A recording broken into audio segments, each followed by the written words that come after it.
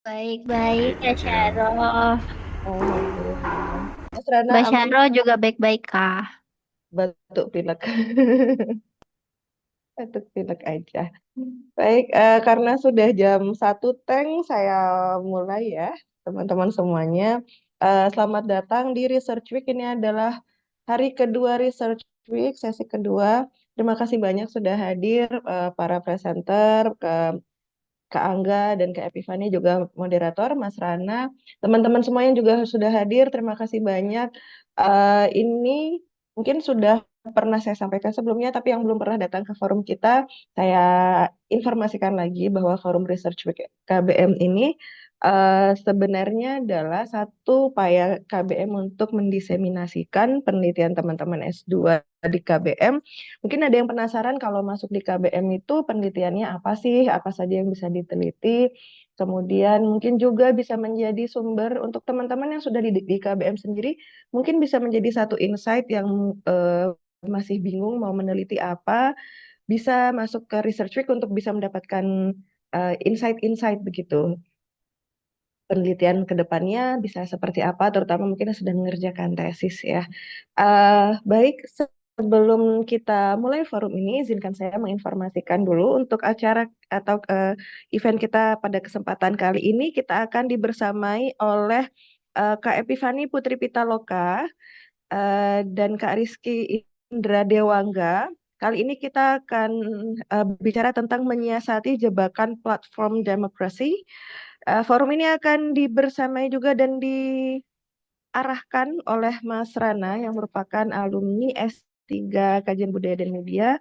Mas Rana saat ini juga merupakan dosen akademisi, jadi eh, forum ini insya Allah sangat akademis asik, tapi masih sangat santai, jadi teman-teman bisa bebas begitu ya untuk berdiskusi nanti setelah kakak-kakak presenter memaparkan penelitian mereka. Baik, tanpa berlama-lama lagi, saya akan berikan ke Mas Rana untuk eh, memimpin, gitu ya, memimpin guiding forum pada kesempatan kali ini. Silahkan, Mas Rana. Baik, terima kasih Mbak Saro. Suara saya terdengar jelas? Terdengar, Mas? Aman. Baik, ini soalnya udah 2 hari ini rada gangguan sedikit di jaringan internet kampus ya. Jadi mudah-mudahan selama acara kita lancar-lancar. Baik, selamat Amin. siang teman-teman semua, teman-teman baik. Yang ini mungkin KBM semua ya, karena kemarin saya juga lihat ada beberapa teman dari kampus lain share ke saya soal poster acara ini. Rupanya acara ini sudah sampai ke kampus-kampus lain ya. Amin. Eh, saya sih sangat bahagia, sangat senang ya teman-teman, karena Research Week ini salah satu acara yang juga dulu saya ikuti dan kemudian memantik semangat untuk menuntaskan studi disertasi saya di KBM ya, karena tesis atau disertasi yang baik kan yang lulus gitu ya, yang selesai.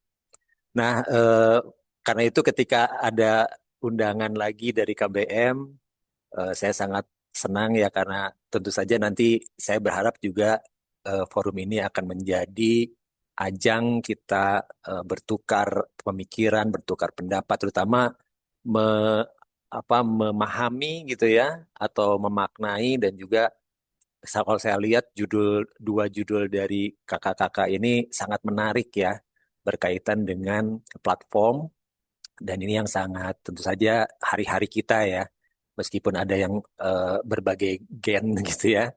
Ada yang Gen Z, ada yang milenial, tapi platform itu rasanya menjadi sebuah fenomena yang sulit kita hindari hari ini ya. Nah, hari ini teman-teman nanti kita akan menyimak paparan dari Kak Epifani Putri Pitaloka. Ya, ini judulnya juga sangat menarik, berkaitan dengan pemilu ya, atau polling, ada fitur polling dengan judul mendemokratisasi algoritma. Ini judul ini sempat tadi malam saya teringat pada zaman dulu di Jawa Barat itu ada seorang gubernur gitu ya, berinisial RK gitu, yang ketika saat itu saya berharap sebagai warga Jawa Barat gitu ya teman-teman, karena saya tinggal di Bandung, mengajar di Bandung, saya berharap kayaknya kalau pemilu menggunakan langsung tools gitu tanpa harus datang ke TPS seru juga gitu ya. Apa bisa mengurangi atau menghemat anggaran lah kira-kira ya. Nah, tapi ternyata kan nanti kita bisa simak sama-sama penggunaan platform juga rupanya tidak serta-merta apa membuat kita semakin demokratis ya. Ada ruang-ruang gelap gitu atau hal-hal yang mungkin tidak terpikirkan oleh kita sebagai warga yang nanti ini juga pasti akan ikut dikupas ya oleh Kak Epifani karena saya baca di apa PowerPoint-nya ini juga berkaitan dengan algoritma ya. Dan yang kedua nanti teman-teman juga akan menyimak ini juga tidak kalah menarik dari judulnya dari meja makan ke beranda Facebook. Ini dari Kak Rizky Indra Dewangga. Ini berkaitan juga dengan ada mediatisasi ya, berkaitan dengan platform yang digunakan juga mungkin oleh teman-teman sehari-hari ya, Shopee Food dan perlawanan para mitra. Ini saya teringat juga disertasi satu kelas angkatan saya dulu, Mbak Irsanti yang berkaitan juga tentang Gojek ya, atau tentang para ojol gitu. Nah, baik, agar lebih mempercepat diskusi kita, nanti saya berikan waktu kepada masing-masing 10 menit ya, dengan harapan nanti waktunya lebih banyak untuk kita Eh, berdiskusi. Maaf Mas Rana, 20 menit insya Allah Oh, cukup kok oh Mas. 20 menit, oke 20 menit ya. 20 menit itu berarti masing-masing ya, Iya masing-masing. Mas, 20 menit masing-masing nanti bisa dilanjutkan diskusi masih cukup panjang waktunya. Ya. Jadi kita nanti 20 menit untuk Kak Evi Vani dan 20 menit juga untuk Kak Rizky ya. Setelah itu nanti kita akan buka diskusi, pertanyaan atau juga mungkin sanggahan kah atau hal-hal menarik lainnya yang bisa kita diskusikan, gitu ya. Untuk pertama saya berikan kesempatan kepada Kak Evifani untuk memulai paparan. Silakan Kak Evifani. Oke, terima kasih Mas Rana atau karena udah tahu asalnya Jawa Barat mungkin Kang Rana kali ya aku panggilnya. Selamat siang juga untuk teman-teman yang sudah hadir. Mungkin langsung saya share screen aja untuk slide-nya.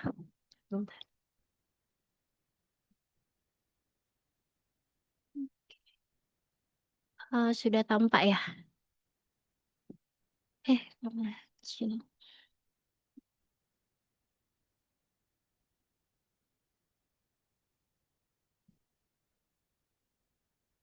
Oke. Judul tesis saya adalah mendemokratisasi algoritma, eksplorasi komunitas terbayang dalam fitur polling media sosial dan platform pemungutan suara berbasis teknologi blockchain. Nah, jadi di dalam tesis ini masuk ke latar belakang penelitiannya, awalnya saya melihat platform digital itu sangat berperan sebagai infrastruktur sosial yang menyusup hingga ke jantung praktik demokrasi dan logika institusional. Dalam dunia di mana data menjadi komoditas utama, partisipasi demokratis itu kerap direduksi menjadi performa digital yang dinilai hanya berdasarkan klik dan impresi visual saja, terutama dalam pemilu tahun 2024 lalu. Bukan hanya karena tingginya tensi persaingan antar kandidat, capres dan cawapres, tapi juga karena masifnya peran platform digital dalam merombak lanskap opini publik dan konstruksi komunitas politik baru. Menariknya proses demokrasi ini tidak lagi terbatas pada bilik suara di TPS atau di ruang-ruang formal negara, tetapi juga mengalir di kolom komentar, rangkaian utas viral, fitur interaktif platform, hingga algoritma yang secara tidak kasat mata mengatur visibilitas opini publik. Eh, Lalu saya juga melihat ada adanya komunitas platform digital, di mana partisipasi di ruang digital itu kan tidak bisa dilepaskan juga dari fakta demografis bahwa sekitar 55% pemilih berasal dari generasi milenial, yaitu kelahiran tahun 1981 sampai 1996, dan generasi Z, yaitu kelahiran 97 sampai 2012, yang generasi ini tumbuh tidak hanya melek teknologi, tapi juga memiliki kebiasaan politik yang sangat dipengaruhi oleh logika platform. Platform digital ini kemudian saya lihat menjadi perwujudan dari sebuah proses sosial di mana ruangnya menampung relasi kuasa, tempat kepentingan tertentu dapat dilembagakan, dinegosiasikan, bahkan dipertahankan. Nah, tapi di satu sisi platform digital ini, maaf, platform digital ini memperluas pembayangan bersama, memungkinkan individu merasa terhubung meski tidak pernah bertemu langsung. Di sisi lainnya, bentuk keterhubungan ini juga selalu dinegosiasikan dalam kerangka teknis, regulasi, dan logika algoritma yang tertanam.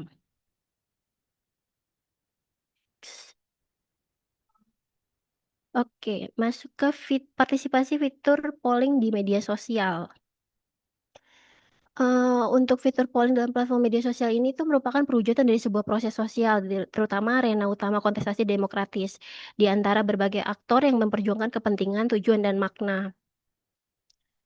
Untuk dapat memahami bagaimana arena kontestasi ini bekerja, saya memberi perhatian khusus pada salah satu fitur yang sangat menonjol dalam dinamika partisipasi digital, yaitu fitur polling di media sosial. Secara khusus, saya mengambil Instagram dan X. Fitur polling di Instagram dan X itu bukan instrumen statistik resmi sebenarnya, tapi bentuk jajak pendapat berbasis konten buatan pengguna, di mana pengguna sendiri dapat merumuskan pertanyaan dan pilihan jawaban. Fitur polling memang bukan bagian formal dari mekanisme pemilu, tetapi fitur ini memainkan peran signifikan dalam mengonstruksi persepsi publik, menciptakan narasi demokrasi yang serba cepat, ringkas, dan mudah diakses. Nah, fitur polling ini juga menghadirkan semacam simulasi pemungutan suara informal yang mampu membangun wacana tentang popularitas kandidat, mengandalkan tingkat interaktivitasnya yang tinggi, serta personalisasi konten. Fitur-fitur polling ini dapat berfungsi sebagai medium untuk membangun komunitas, memfasilitasi diskusi, terus juga memanen umpan balik antar pengguna secara instan. Nah, keunggulan-keunggulan ini tadi dalam kerangka demokrasi digital menjadikannya fitur polling ini sebagai alat pembacaan sentimen publik, memonitor diskursus daring, serta memetakan posisi publik terhadap isu tertentu. Namun, partisipasi yang terlihat itu memang banal gitu, mudah, sederhana, tapi juga menghadirkan risiko yang besar. Fitur polling ini rentan disalahgunakan. Juga adanya manipulasi bot, bias algoritmik, hingga tidak adanya regulasi yang memadai. Nah, jadi kalau di dalam konteks pemilu sendiri, fitur polling ini syarat kepentingan dan berpotensi menjadi instrumen propaganda, penyebaran disinformasi, atau bahkan kekerasan simbolik melalui praktik cyberbullying.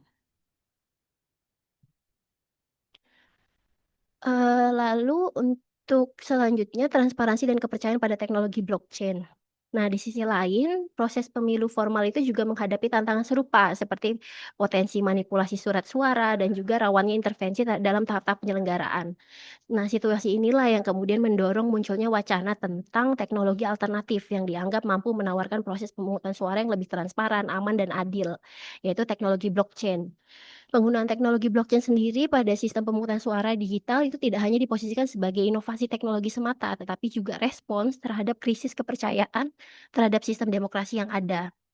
Dalam pemungutan suara dan pengambilan keputusan, teknologi blockchain itu memperkenalkan perubahan paradigma dengan menawarkan mekanisme yang aman dan tahan terhadap kecurangan dalam memberikan dan menghitung suara. Ya, hal ini juga karena catatan suara yang telah masuk dan direkam itu di dalam jaringan terdesentralisasi blockchain itu tidak lagi dapat diubah.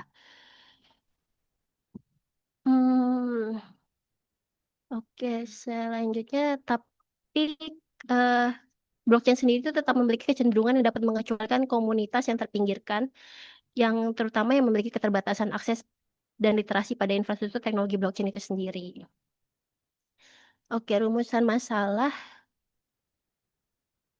Fitur polling di Instagram dan X ini dirancang untuk mengaktifkan partisipasi pengguna untuk menyampaikan opini, menyatakan preferensi, atau sekadar menjadi bagian dari tren komunikasi yang berlangsung. Tetapi di balik antarmuka yang interaktif dan banal, terdapat sistem distribusi konten yang tidak bekerja secara acak, melainkan sangat bergantung pada kerja algoritma. Dalam teknologi blockchain, setiap interaksi atau entry diverifikasi oleh jaringan pengguna dan dicatat dalam sistem terdistribusi yang diklaim tidak dapat diubah. Baik fitur polling teknologi blockchain mengandalkan logika algoritma yang menyusun bagaimana informasi diproses, disebarkan, dan diterima. Nah, algoritma sendiri tidak hanya membaca perilaku pengguna, tetapi juga mengintervensi dan mengkonstitusi subjek melalui logika optimasi dan kalkulasi. Algoritma menentukan apa yang terlihat, apa yang tersembunyi, dan bagaimana konten disebarkan dalam platform digital. Dalam momentum elektoral seperti pemilu 2024 lalu, fitur polling dan teknologi blockchain merupakan salah satu cara baru mencatat, memvalidasi, dan menegosiasikan nilai-nilai bersama. Demokrasi bukan lagi tentang prosedur di bawah otoritas negara, tetapi juga tentang bagaimana data diatur, bagaimana suara dikonversi menjadi representasi politik, dan bagaimana masyarakat menegosiasikan nilai bersama dalam ruang platform. Demokrasi tampak lahir kembali dalam bentuk yang lebih cair, tapi juga rentan disusupi oleh algoritma yang tidak selalu transparan. Fitur polling dan teknologi blockchain mencerminkan cara baru membayangkan suara warga negara, yaitu dari kotak suara menjadi klik, dari surat suara menjadi ledger digital, dari verifikasi manual menjadi konsensus algoritmik.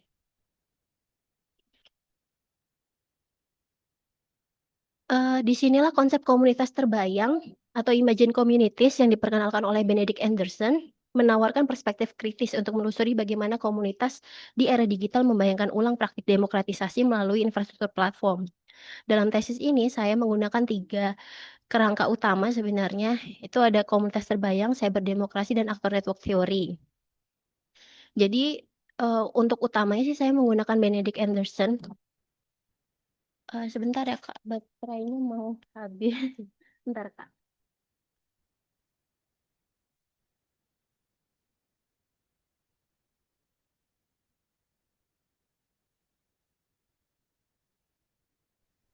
Oke, sambil menunggu. Selamat siang juga ini untuk beberapa kakak-kakak yang hadir ini saya lihat ya. Ini alumni-alumni S3. Ada Kak Prima, ini sudah lama nggak ketemu nih. Kak Heni dari Malang, apa kabar Kak Heni? Dan teman-teman yang lain ya. Oke, sudah Mas. Silahkan lanjut lagi. Oke, maaf ya tadi terganggu sedikit. Jadi, kembali ke teori Benedict Anderson, yang menjadi teori utama dalam tesis ini, jadi Benedict Anderson itu pernah membayangkan Indonesia itu sebagai komunitas yang terbangun melalui kapitalisme cetak dan kebiasaan membaca koran. Nah, dalam penelitian ini saya mencoba mengeksplorasi bentuk-bentuk pembayangan baru akan demokrasi yang berlangsung dalam platform digital. Jadi pertanyaan penelitian saya ada 2, yaitu yang pertama, bagaimana praktik demokratisasi dikonstruksi melalui penggunaan fitur polling media sosial dan platform pemungutan suara berbasis teknologi blockchain. Lalu yang kedua, bagaimana komunitas terbayang memaknai upaya demokratisasi atas kontrol algoritma di platform digital.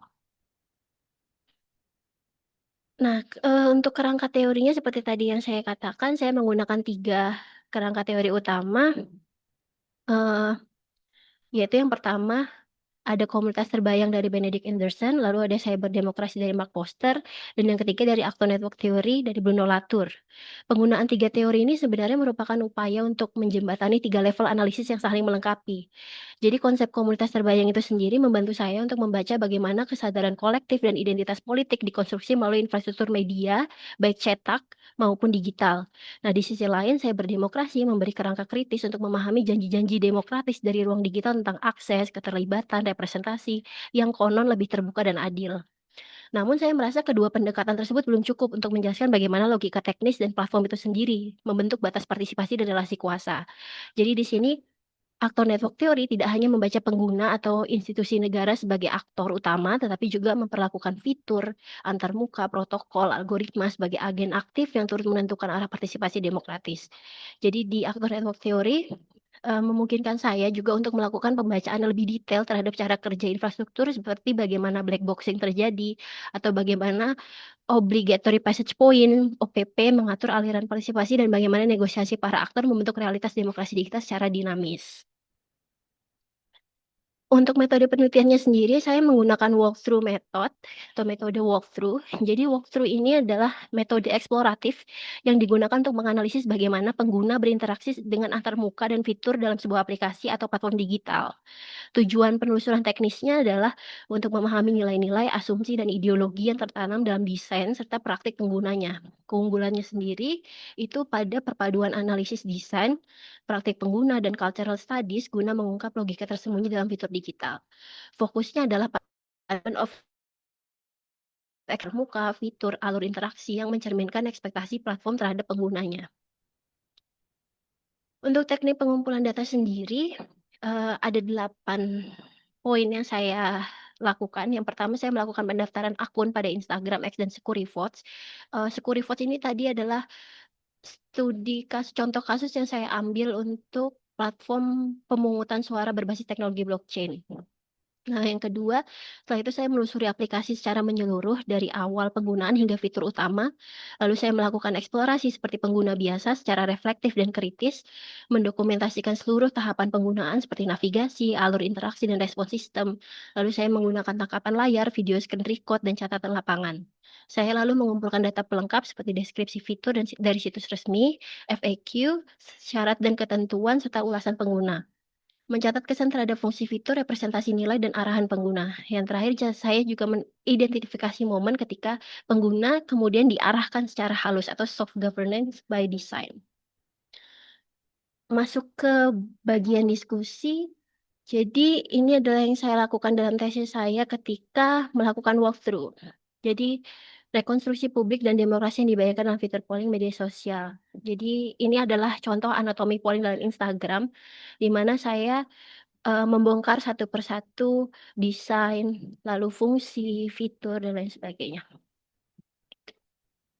Di pembongkaran tadi, di walkthrough tadi, saya menemukan beberapa temuan dari aspek walkthrough-nya seperti environmental expected use-nya, walkthrough teknisnya, terus penggunaan sehari-hari, visi platform, dan nilai-nilai yang dipromosikan.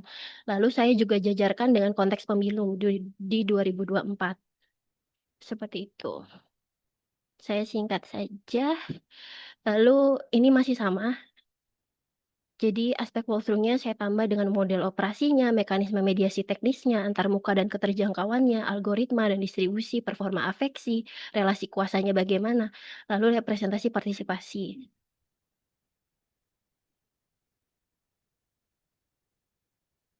Nah, polling di Instagram itu sejatinya atau secara teknis itu memang dibatasi 24 jam saja di cerita atau story.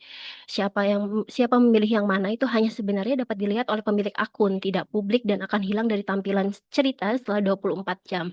Namun ketika hasil polling ditangkap layar atau screenshot lalu dibagikan ulang lewat feeds atau reels permanen kecuali dihapus atau dituliskan di takarir secara naratif, maka jejak polling itu berubah menjadi konten yang durasi keterpaparannya itu jauh lebih panjang daripada 24 jam. Hasilnya juga dapat diarsipkan secara manual, terus tetap tidak ada verifikasi siapa pemilihnya, tapi publik dapat menganggap itu sebagai representasi hasil polling, lalu sangat berpotensi dipakai framing, seolah-olah itu sah. X juga sama, saya melakukan walkthrough pembongkaran fitur-fiturnya. Dan saya masih sama juga mensejajarkan aspek walkthrough-nya dan bagaimana yang saya temukan di X. Lalu saya juga masukkan ke konteks pemilu 2024-nya. Nah, di dunia digital ini sendiri, publik itu tidak lagi merujuk pada kelompok sosial dengan entitas tunggal dan homogen. Dalam kerangka Anderson, media cetak dan penyiaran mengkonstruksi identitas kolektif melalui narasi yang terstandarisasi dan disebarluaskan secara terpusat. Namun dalam ruang digital, pengalaman kolektif ini bersifat terdistribusi, terfragmentasi, dan diproduksi melalui interaksi afektif dengan algoritma secara jaringan sosial yang tidak tetap. Nah, logika platform itu sendiri menempatkan algoritma dan desain teknologi sebagai aktor kunci dalam pembentuk opini publik dan dinamika keterlibatan sosial. Komunitas dalam ruang digital ini tidak terbangun secara alamiah, melainkan merupakan hasil dari tindakan partisipatif dan performatif para aktor yang saling mempengaruhi. Akhirnya publik dalam demokrasi platform digital bukanlah entitas tetap seperti publik dalam kerangka negara bangsa modern Anderson, melainkan komunitas yang selalu berada dalam proses pembentukan kembali. Jadi publik di sini direkonstruksi melalui logika teknologis, afeksi kolektif, dan praktik keterlibatan yang tidak selalu rasional. Nah, komunitas-komunitas terbayang yang muncul selama masa pemilu 2024 dalam fitur polling media sosial bukanlah entitas yang stabil atau universal, melainkan identitas kolektif yang dapat direkonstruksi secara situasional.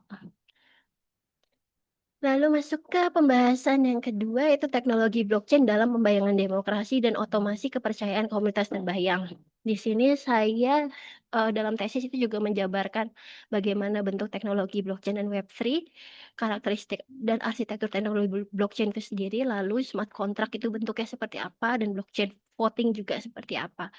Dapat terlihat di gambar yang pertama, bahwa interaksi antara aktor sebagai konsumen dan produsen pada era web 1.0, web 2.0 dan web 3 itu dalam konteks evolusi infrastruktur digital, blockchain itu menjadi fondasi bagi lahirnya paradigma baru yang namanya web 3. ini. Jadi dari gambar ini terlihat bagaimana jaringan Web3 itu sifatnya sangat desentralistik. Jadi kalau lihat gambar kedua, eh, dari dari ketiga gambar ini bagaimana arah arah panah itu yang jauh lebih memutar gitu. Lalu dari gambar kedua juga ini merupakan karakteristik dan arsitektur teknologi blockchain, di mana ada transaksi, ada hashnya. Lalu dari gambar ketiga ini merupakan ilustrasi dari smart contract yang tadi saya bilang, dan blockchain voting yang isinya voting block. Voting block ini apa sih isinya? Ya ini voter ID, vote, voter signature, timestamp, dan hash itu tadi. Sorry. Nah, sini saya mulai masuk ke Scurivotes. Anatomi Scurivotes. Jadi dalam tesis ini, seperti yang tadi saya bilang, saya mengambil salah satu contoh kasus blockchain voting, yaitu Scurivotes. Nah, Scurivotes sendiri itu merupakan sebuah layanan yang menggabungkan teknologi blockchain dengan antarmuka intuitif untuk mengadakan survei, polling, voting. Nah, jika dimensi demokratis melalui proses jajak pendapat pada media sosial itu dilabeli sebagai polling, pada Scurivotes ini lebih banyak menggunakan istilah voting. Nah, perbedaannya pada fitur polling media sosial yang bersifat informal dan ekspresif, Securivotes ini mengadopsi logika formal institusional. Jadi voting pada Securivotes itu memiliki mekanisme pemungutan suara dalam konteks seperti pemilu. Jadi karakteristiknya itu meniru struktur dan etika pemilihan umum. Jadi ada autentikasi identitas, sistem smart contract yang menjalankan pemungutan rekapitulasi suara juga, lalu ledger permanen yang menyimpan hasil suara, dan pemisahan yang jelas antara opini dan keputusan. Untuk tangkapan layarnya seperti yang ada di layar. Nah, ini waktu saya melakukan pendaftaran identitas. Jadi, dia punya web tersendiri untuk mendaftarkan identitas dan itu menggunakan NIK, menggunakan nama, NIK, alamat lengkap gitu. Nanti dari data tersebut akan dibuatkan ID, akan dibuatkan digital ID untuk masuk ke laman Scurivotes. Seperti itu, baru bisa melakukan voting. Nah, ini untuk bentuk hash, transaksi hash dari Scurivote. Jadi, dia menggunakan blockchain-nya jenis Polygon. Saya bongkar waktu itu. Nah, sama seperti sebelumnya, di sini juga saya masih melakukan aspek walkthrough dan bagaimana saya menemukan beberapa hal dari Scurivote, lalu saya sandingkan dengan konteks pemilu juga.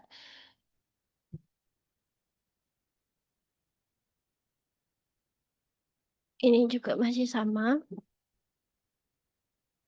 Komunitas terbayang dalam teknologi blockchain itu tidak lagi bertumbuh pada kedekatan geografis, tetapi pada keterlibatan bersama dalam jaringan algoritma yang berbasis konsensus atau pengalaman waktu bersama. Seseorang adalah bagian dari komunitas karena turut mengambil peran dalam menjaga keberlangsungan sistem, entah sebagai pengguna, validator, ataupun pengembang. Jika sebelumnya pembayangan terjadi ketika seseorang membaca koran di pagi hari, maka ada orang lain yang turut membaca berita yang sama, membayangkan dunia yang sama, dan secara tidak langsung menjadi bagian dari pembayangan publik itu sendiri. Nah, seluruh tindakan, transaksi suara, dan keputusan yang dilakukan dalam sistem teknologi blockchain ini juga sama, terhubung dan divalidasi melalui mekanisme konsensus yang sama, serta dalam kerangka waktu yang diselaraskan. Jadi bentuk pembayangannya, modelnya masih mirip, cuman dalam konteks yang berbeda. Jadi selain itu juga lewat prinsip trustless, komunitas terbayang ini tidak lagi bergantung pada institusi atau otoritas manusia. Masuk ke bab terakhir, ke penutup. Jadi kesimpulannya adalah saya mempertanyakan mendemokratisasi algoritma. Jadi tesis ini sebenarnya tumbuh dari sebuah kegelisahan bahwa demokrasi saat ini itu berada di balik janji-janji platform digital yang terdengar membebaskan seperti partisipasi yang inklusif, transparansi yang otomatis, dan kepercayaan yang dibangun oleh kode. Tetapi selalu ada keraguan yang membayangi. Nah, saya sendiri itu meyakini bahwa tidak ada satupun praktik sosial yang lahir dari ruang kosong. Bahkan praktik yang tampak sekedar klik itu tadi, pada polling atau validasi suara melalui teknologi blockchain itu selalu merupakan hasil dari negosiasi antara aktor, manusia dan non-manusia, dalam jaringan yang kompleks dan saling bersih tegang. Membaca kembali komunitas terbayang dalam konteks platform digital, saya memahami bahwa komunitas hari ini tidak lagi dikonsumsi oleh waktu homogen dari media cetak di pagi hari, tetapi oleh lini masa yang telah dikurasi. Maka yang terbayang bukan lagi kebangsaan yang stabil, tetapi agregasi data yang fluktuatif. Indonesia sebagai komunitas yang dulu dibayangkan melalui bahasa cetak, kini terus direkonstruksi melalui polling, tagar, sistem verifikasi, dan platform digital. Namun komunitas itu tidak hilang. Ia bermutasi menjadi konfigurasi yang bersifat sementara, interaktif, dan bergantung pada arsitektur platform tempatnya diwujudkan. Tesis ini tidak memposisikan platform digital sebagai penyelamat atau musuh demokrasi, melainkan sebagai medan interaksi yang terus-menerus dinegosiasikan. Di dalamnya semua aktornya saling mempengaruhi dalam merekonstruksi batas-batas demokrasi. Jadi, bahkan sampai kemarin ujian juga di depan para penguji saya bilang kalau posisi saya masih ambivalen gitu, sampai sekarang juga ambivalen karena ya ini prinsip reflektif yang terus saya pegang sejak awal dan belum juga saya tinggalkan hingga akhir adalah, apa benar pemungutan suara digital ini otomatis demokratis? Apa benar pengguna sebebas itu? Ataukah apa demokrasi kita itu masih mungkin? Nah, tapi saya sendiri tidak bisa memberi jawaban final atas pertanyaan-pertanyaan tersebut. Sebab platform akan terus berubah, algoritma akan terus diperbaharui, dan logika teknokapitalisme juga akan terus menemukan bentuk barunya. Jadi mendemokratisasi algoritma sendiri bagi saya itu berarti membuka kotak hitam platform, membaca siapa yang disertakan dan siapa yang disingkirkan, serta membayangkan infrastruktur yang memungkinkan kontrol bersama, audit terbuka, dan desain yang tidak hanya memfasilitasi tetapi juga mempertanggungjawabkan. Nah, sebagaimana Anderson pernah membayangkan Indonesia sebagai komunitas atau bangsa yang terbangun melalui kapitalisme cetak dan kebiasaan membaca koran, maka di era digital ini komunitas terbayang hadir melalui klik, like, fitur fitur polling hingga smart contract yang dicatat dalam teknologi blockchain. Demokrasi dalam konteks ini menjadi proses pembayangan kebersamaan di ruang virtual, tempat identitas kolektif dibentuk melalui simbol, tanda, dan interaksi yang difasilitasi platform. Jika Anderson pada era itu membayangkan pemuda yang melek huruf sebagai aktor utama terkonstruksinya komunitas terbayang, maka dalam konteks hari ini, generasi milenial dan Gen Z yang tumbuh bersama logika algoritma mengambil peran serupa. Mereka membayangkan ulang demokrasi sebagai pengguna, pembaca, sekaligus produsen narasi-narasi yang tersebar di lini masa, yang juga tercatat dan terarsipkan dalam buku besar platform digital. Oleh sebab itu, saya melihat bahwa proyek komunitas terbayang ini belum selesai. Ia terus diperbarui oleh pembayangan kolektif yang tidak hanya ingin ada dalam platform digital, tetapi juga ingin mengubahnya, menjadikannya lebih adil dan lebih manusiawi.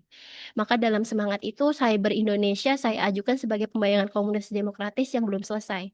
Cyber Indonesia adalah nama bagi kemungkinan itu, bagi ruang digital yang berdemokrasi tidak hanya karena fitur-fitur interaktif, tapi juga karena adanya relasi sosial, kesadaran kolektif, dan harapan. Sebuah komunitas digital yang sadar akan relasi teknis yang mengonstruksinya tetapi tidak menyerah pada determinisme platform itu sendiri. Ya, mungkin itu dari saya, Mas Rana. Baik, terima kasih Kak Epifani. Menarik sekali ya. Ini meskipun kita tadi melihat ada perbandingan ya, karena dari cara kerja, kemudian praktek-praktek algoritmanya juga tentu saja berbeda antara blockchain dengan Instagram dan X ya. Nah, tapi tadi kita melihat kemungkinan-kemungkinan yang ditawarkan juga oleh Kak Epifani ya, Cyber Indonesia. Nah, apakah ini juga bisa menjadi semacam fenomena yang terus-menerus pasti akan dipertanyakan ya, akan diperdebatkan dan ini mungkin nanti bisa dilanjut jadi disertasi ya, Kak Epifani ya.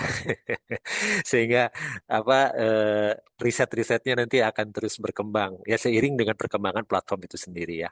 Baik, teman-teman, nanti yang ingin bertanya ditahan dulu ya, boleh nanti diketik di chat atau nanti ditanyakan langsung. Sekarang kita beralih dulu ke Kak Rizky atau Kak Angga mungkin ya panggilannya. Kalau saya lihat di ini Kak Angga, ini juga saya yakin tidak kalah menariknya karena ini juga berkaitan dengan platform dari meja makan ke beranda Facebook ya. Jadi ada medsosnya, juga ini ada Shopee Food-nya. Nah ini tentu saja juga tidak kalah menarik tadi dengan paparan sebelumnya. Silahkan Kak Angga untuk paparan. Ya, terima kasih Mas Rana untuk waktunya. Terima kasih juga untuk ABN ya karena telah berikan kesempatan ini. Eh, ya dulu bahkan sebelum jadi mahasiswa saya beberapa kali ikut research week ini gitu ya dan saya senang sekali karena akhirnya bisa presentasikan ini di forum bersama dan ya baik ini untuk penelitian saya sudah terlihat ya. Oke ya.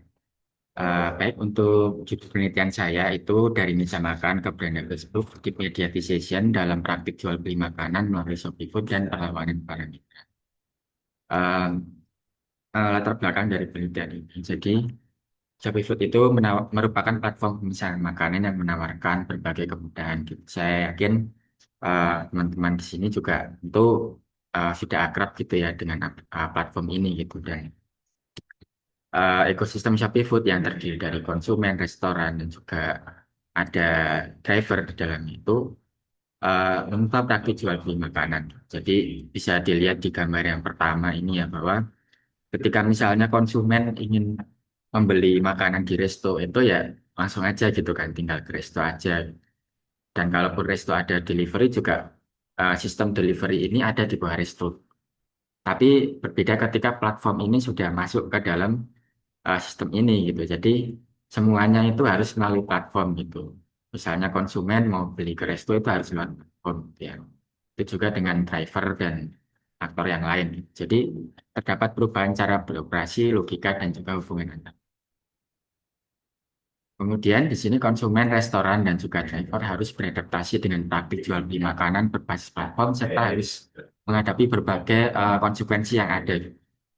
Dan dalam menghadapi tantangan atas perubahan tersebut, para mitra Shopee Food itu membentuk komunitas yang digunakan sebagai ruang berekspresi, mencari solusi, bahkan mengupayakan konsolidasi antar sesama mitra. Nah, dua kata kunci ini yaitu konsekuensi dan komunitas itu kurang lebih nanti yang akan menjadi fokus dalam penelitian saya. Dan ini nanti tuang dalam dua pertanyaan penelitian saya. Yang pertama tentang bagaimana dinamika antara Shopee Food dengan para aktor mentransformasi hubungan sosial serta praktik jual beli makanan dalam konteks di mediation. Lalu yang kedua, bagaimana perlawanan atau negosiasi para aktor yang tereksploitasi di dalam figurasi Shopee Food terhadap ketidakadilan sistem platform melalui konvensi. Dengan pustaka ini saya skip saja. Nah, untuk kerangka teorinya di sini saya menggunakan teori di mediation dari Unbasnet dengan fokus pada pendekatan figurasional dan refigurasi serta connective action.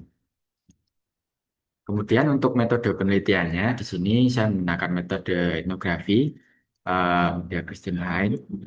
Lalu untuk pengumpulan datanya di sini saya melakukan pengamatan terlibat, yaitu menjadi bagian dari aktor. Saya menjadi driver dan juga kerja di salah satu restoran yang menggunakan Shopee Food. Kemudian mengalami dan merefleksikan pengalaman. Yang kedua, melakukan wawancara dengan informan dan juga observasi serta partisipasi dalam grup Facebook Mitra Shopee Food. Lalu untuk informan dalam penelitian ini, yang pertama ada driver Shopee Food, kemudian pihak manajemen restoran, kemudian konsumen pengguna platform Shopee Food. Untuk lokasinya di Jogja dan waktunya ini ya kurang lebih sekitar 5 bulan. Lalu yang kedua, sini kita masuk ke gambaran umum gitu ya tentang Shopee Food. Sekilas tentang Shopee Food, ya mungkin saya tidak perlu panjang lebar di sini gitu ya, karena kita semua sudah tahu platform ini gitu ya. Diluncurkan pada tahun 2005 di Singapura, kemudian mulai beroperasi di Indonesia pada tanggal 1 Desember gitu ya 2015. Kemudian saat ini menjadi salah satu platform belanja online terbesar di Indonesia.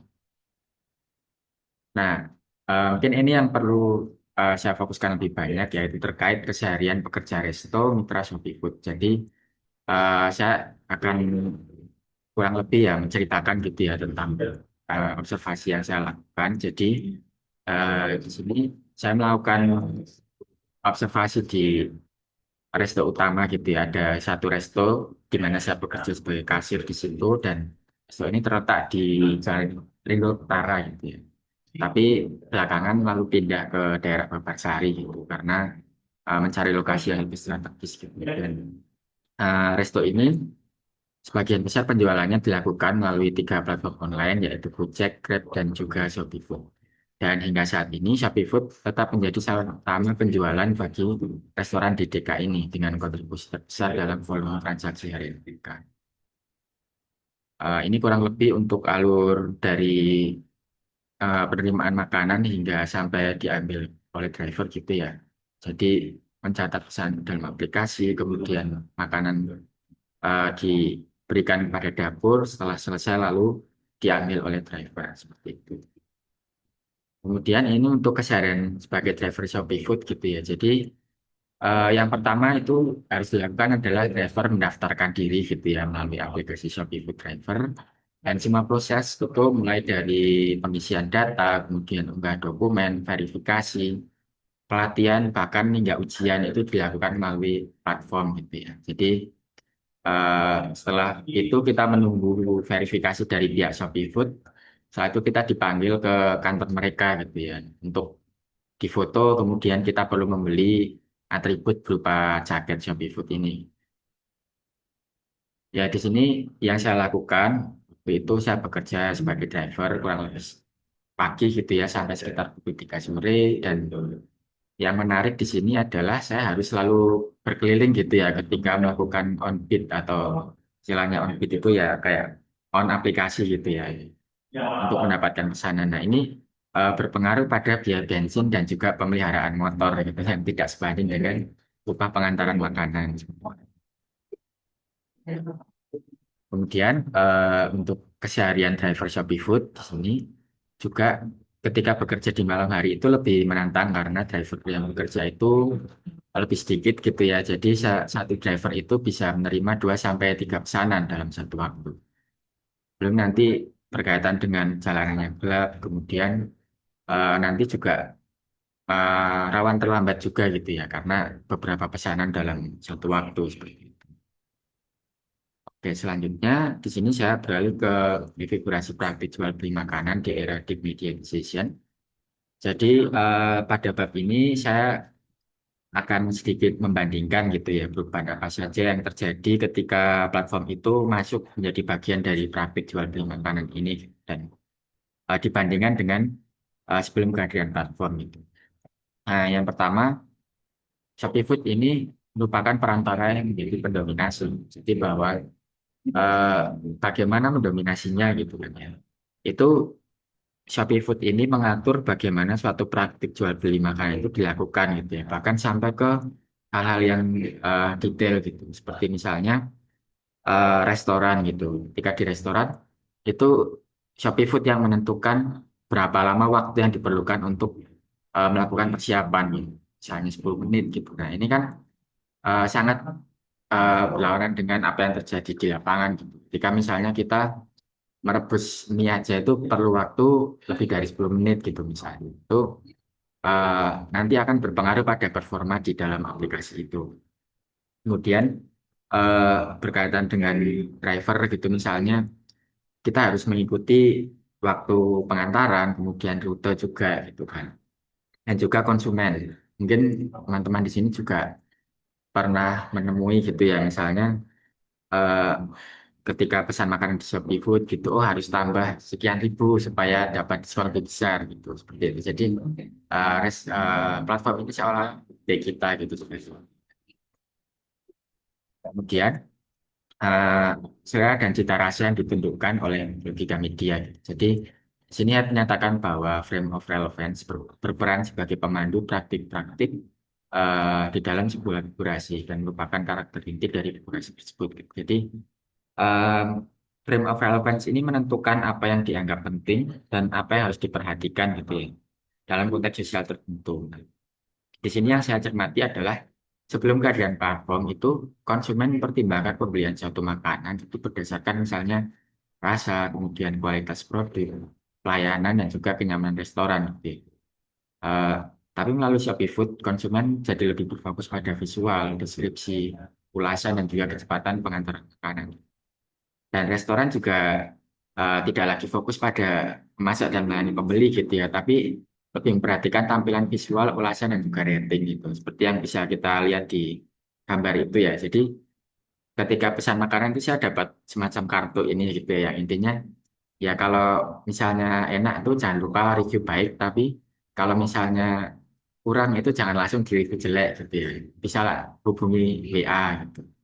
Karena rating itu sangat berpengaruh gitu terhadap eh, resto ini gitu dan yang menjadi menarik adalah ya selera suatu makanan itu tidak bisa diukur dengan skala. Ini juga yang menjadi keluhan dari beberapa penjual makanan gitu yang berkaitan Shopee Food. Kemudian yang ketiga subjek tanpa tubuh dan platform sebagai hakim gitu. Jadi Seperti yang saya sampaikan di awal tadi bahwa skala interaksi yang terjadi itu semakin termediatisasi gitu ya, menghilangkan sebagian besar interaksi fisik atau tatap muka. Jadi eh, semuanya itu sudah tersedia di dalam platform gitu ya. Jadi tidak perlu konsumen misalnya harus ketemu dengan driver yang wajib gitu kan, nggak perlu gitu kan. Jadi misalnya ada catatan, oh tolong ditaruh di meja atau di pagar gitu biasa. Ini hubungan antara driver dan restoran itu bersifat lebih egaliter gitu ya. Kedua pihak tersebut dapat saling istilahnya menekan satu sama lain gitu. Ketika misalnya restoran itu terlalu lama menyiapkan makanan, driver itu bisa menyiapkan atau restoran juga bisa menekan driver ketika misalnya dia itu tidak tidak segera datang ke restoran. Seperti itu. Nah, ini eh, terkait dengan algoritma, khususnya datafikasi dan juga personalized advertising gitu ya di dalam algoritma Shopee Food ini gitu ya. Jadi datafikasi itu di dalam aplikasi ini berlangsung secara sukarela maupun tanpa disadari oleh para mitra gitu ya. Dan perilaku yang diperoleh platform ini digunakan untuk dua tujuan, yaitu meningkatkan konsumsi melalui personalized advertising dan mendorong para mitra untuk bekerja lebih keras. Nah, bentuk personalized advertising-nya itu seperti apa? Seperti ini. Misalnya dari sisi konsumen itu di gambar nomor gambar nomor 1 bagian kiri itu ya ada fitur pesan lagi, kemudian riwayat pemesanan, ada rekomendasi menu juga gitu. Itu rekomendasi yang disusun oleh platform sendiri untuk ya itu berdasarkan riwayat-riwayat pemesanan kita. Kemudian dari sisi restoran juga itu digunakan untuk mendukung sistem gamifikasi gitu, di mana ada istilahnya itu namanya score outlet Shopee Food gitu ya. Dan dari resto tempat saya bekerja itu ada beberapa kriteria yang perlu ditingkatkan kalau pandang platform itu ya. Salah satunya waktu makanan disiapkan itu. Jadi ya platform menyuruh kami gitu ya untuk lebih cepat gitu dalam menyiapkan makanan gitu. Yang mana itu juga eh, tidak bisa kita lakukan karena misalnya masak mie itu kan tidak bisa dipercepat gitu, nanti akan mengubah tekstur makanan seperti itu. Kemudian dari si driver, nah ini yang menarik juga itu gambar nomor 3 dan 4 itu adalah diskon atau potongan harga gitu ya, yang khusus diberikan kepada driver Shopee Food oleh beberapa bengkel gitu. Misalnya ada mengganti ban, kemudian ganti oli gitu ya, itu nanti dapat diskon gitu.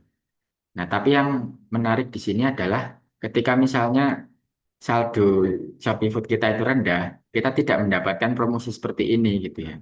Kita justru mendapatkan notifikasi untuk ayo bekerja lebih keras gitu. Nanti akan ada insentif seperti itu. Sementara kalau ketika saldonya tinggi, nah ini uh, diarahkan seolah-olah diarahkan untuk oh ini loh ada diskon, ayo kamu beli ini seperti itu. Dan ya ini yang menarik juga, kemarin belum lama saya screenshot di WA gitu ya. Saya kan join ke grup driver Shopee Food Jogja di WhatsApp dan saya meminta Meta AI ini untuk summarize gitu ya. Obrolan apa saja sih yang dibahas di grup ini gitu. Dan yang menarik itu yang saya kotak merah itu ya. Ada diskusi tentang game dan juga mekanismenya gitu. Jadi bahkan Meta AI pun mendeteksi eh, kerja driver Shopee Food ini sebagai sebuah game seperti itu.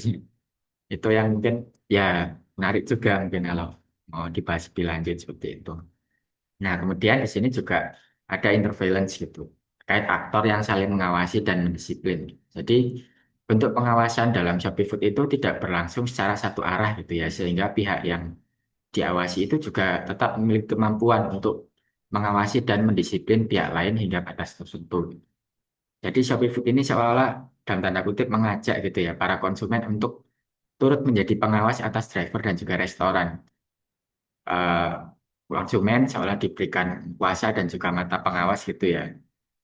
Tapi dalam taraf yang berbeda gitu. Misalnya melalui aplikasi Shopee Food kita bisa memantau makanannya sudah diterima belum oleh restoran, sudah dimasak belum.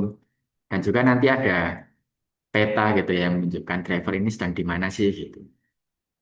Itu. Nah, Tapi yang menarik juga di sini ketika misalnya driver ini mendapatkan double order gitu, itu peta lokasi driver itu tidak akan muncul gitu karena eh, nanti kan akan membingungkan juga gitu ketika misalnya rumah saya ini tinggal belok kanan tapi kok drivernya masih lurus gitu. Padahal saya itu kan sedang berada di antrian kedua gitu setelah pesan sebelumnya gitu. Jadi itu beberapa kemampuan pengawasan tapi juga platform membatasi konsumen juga.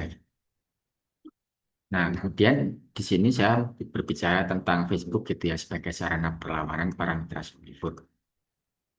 Di sini ada grup-grup Facebook yang dibentuk oleh mitra Shopee Food gitu ya, dan ini saya bergabung dengan dua grup Facebook gitu ya. Yang pertama grup driver dan juga grup resto gitu ya. Tapi sayangnya saya sampai PPT ini dibuat itu sudah tidak bisa screenshot tampilan grupnya karena eh, diblokir gitu ya oleh Facebook. Entah mungkin melanggar ketentuan atau bagaimana gitu ya. Cuman ini beberapa tangkapan layar yang bisa saya ambil gitu ya. Ada beberapa interaksi yang terjadi di dalam grup ini gitu. Misalnya ada keluh kesah, kemudian mereka menjual beberapa barang yang masih layak pakai.